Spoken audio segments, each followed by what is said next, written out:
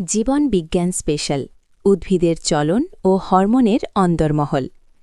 Hello বন্ধুরা, আজকে আমরা জীবন বিজ্ঞানের অত্যন্ত গুরুত্বপূর্ণ একটি বিষয় সহজ করে শিখব। আমরা জানব গাছেরা কিভাবে চলাফেরা করে এবং তাদের শরীরের ভেতরকার রাসায়নিক দূত বা হরমোন কিভাবে তাদের বেড়ে উঠতে সাহায্য করে। মুখস্থ নয়, আজ আমরা গল্পে গল্পে বিজ্ঞানের এই জগৎটাকে চিনব। প্রথম অংশ, উদ্ভিদের চলন, প্লান্ট মুভমেন্ট। গাছেরা আমাদের মতো এক জায়গা থেকে অন্য জায়গায় হেঁটে যেতে পারে না, কিন্তু উদ্দীপকের প্রভাবে তাদের অঙ্গ প্রত্যঙ্গ নড়াচড়া করে। একেই বলে উদ্ভিদের চলন। ১. ট্যাকটিক চলন, ট্যাকটিক মুভমেন্ট। এটি হল উদ্ভিদের পুরো শরীরের স্থান পরিবর্তন। যখন আলো বা তাপের মতো বাইরের কোনো উদ্দীপকের প্রভাবে পুরো উদ্ভিদটাই সরে যায়, তখন তাকে ট্যাকটিক চলন বলে। উদাহরণ, আলোর দিকে ভলভক্স বা ক্ল্যামাইডোমোনাস নামক শৈবালের চলন। ২. ট্রপিক চলন, ট্রপিক মুভমেন্ট, লক্ষ্যভেদী চলন। ট্রপিক চলনে উদ্ভিদঙ্গের বৃদ্ধি উদ্দীপকের উৎসের দিকে হয়, অর্থাৎ উদ্দীপক যেদিকে আছে গাছ সেদিকেই যাবে। ফোটোট্রপিক, জানালার পাশে রাখা টবের গাছ আলোর দিকে মেকে যায়। কাণ্ড আলোর দিকে যায় বলে একে পজিটিভ ফোটোট্রপিক বলে। জিওট্রপিক ও হাইড্রোট্রপিক, গাছের মূল বা শিকড় সবসময় অভিকর্ষের টানে নিচের দিকে এবং জলের খোঁজে আর্দ্রতার দিকে যায়। এটি শিকড়ের লক্ষ্যভেদী চলন। ৩. ন্যাস্টিক চলন, ন্যাস্টিক মুভমেন্ট, তীব্রতার চলন। এখানে উদ্দীপক কোন দিক থেকে আসছে সেটা বড় কথা নয়, বড় কথা হল উদ্দীপকের জোর বা তীব্রতা কতটা।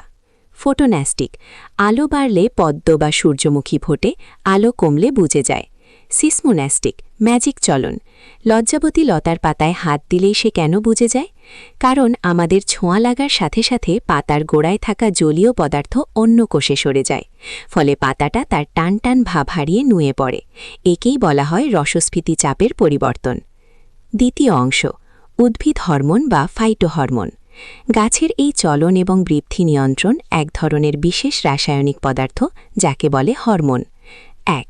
অক্সিন, আলোর সাথে লুকোচুরি, the hide and seek game. Auxin IAA হল গাছের গ্রোথ ইঞ্জিনিয়ার। ১৮৮০ সালে চার্লস ডারউইন প্রথম এটি লক্ষ্য করেন।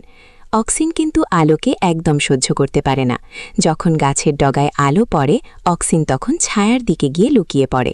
ছায়ার দিকের কোষে গিয়ে সে জাদুর মতো কোষগুলোকে লম্বা করতে শুরু করে, ফলে ছায়ার দিকটা ভারী হয়ে যায় আর গাছটা আলোর দিকে ঝুঁকে পড়ে। এই লুকোচুরিই হল ট্রপিক চলনের রহস্য। ২. জিব্বারেলিন, দ্য ফুলিশ সিডলিংস।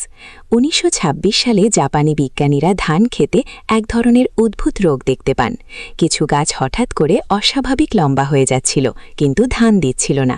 জাপানিরা এর নাম দিয়েছিল বাকানি বা বোকাচারা। পরে জানা গেল এর পেছনে আছে জিব্বারেলিন। এটি গাছের কোষের মাঝখানের হাড় বা পর্ব মধ্য বাড়িয়ে দিয়ে গাছকে লম্বা করে। আর সবচেয়ে বড় কাজ হল এটি বীজের ঘুম বা সুপ্তাবস্থা ভাঙিয়ে অঙ্কুর বের করে। ৩. সাইটোকাইনিন, চিরযৌবনের জাদুকর। তোমরা কি জানো কেন ডাবের জলের এত গুণ?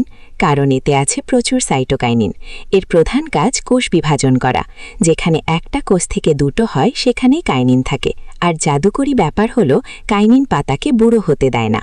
একে বলা হয় রিচমন্ড ল্যাং প্রভাব।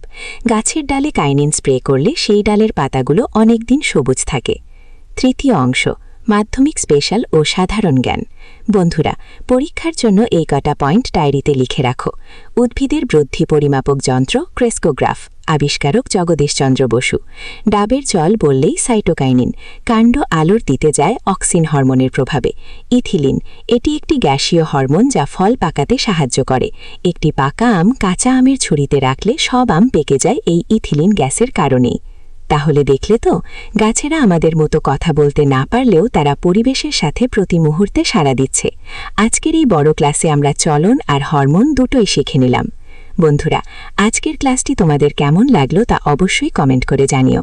তোমাদের যদি কোনো নির্দিষ্ট টপিক বুঝতে অসুবিধা হয় বা তোমরা যদি চাও আমরা বিশেষ কোনো বিষয়ের ওপর ভিডিও তৈরি করি, তবে নির্দ্বিধায় আমাদের লিখে জানাও। তোমাদের মতামত অনুযায়ী আমরা আমাদের আগামী কন্টেন্টগুলো তৈরি করব। সবশেষে গোপালপ্রসাদ রায় এডুকেয়ার একাডেমির পক্ষ থেকে তোমাদের সবাইকে জানাই অনেক অনেক ভালোবাসা। আমাদের এই প্রতিষ্ঠানটি গড়ে তোলা হয়েছে তোমাদের সঠিক শিক্ষার উদ্দেশ্যে। এখানে তোমরা সম্পূর্ণ বিনামূল্যে পড়াশোনা করতে পারবে এবং প্রতিটি অধ্যায়ের গুরুত্বপূর্ণ নোটস ও সাজেশন এখান থেকেই পেয়ে যাবে। তোমাদের কাছে আমার অনুরোধ, তোমরা আরও বেশি সংখ্যায় আমাদের এই ডিজিটাল ক্লাসরুমে যোগদান করো। তোমাদের বন্ধুবান্ধবদের সাথে এই ভিডিওগুলো শেয়ার করো, যাতে আমরা আরও অনেক ছাত্রছাত্রীর কাছে পৌঁছে যেতে পারি। তোমরা যত বেশি যুক্ত হবে, আমাদের কাজ করার উৎসাহ তত বাড়বে। ভালো থেকো সবাই, মন দিয়ে পড়াশোনা করো। দেখা হচ্ছে পরের ক্লাসে। ধন্যবাদ।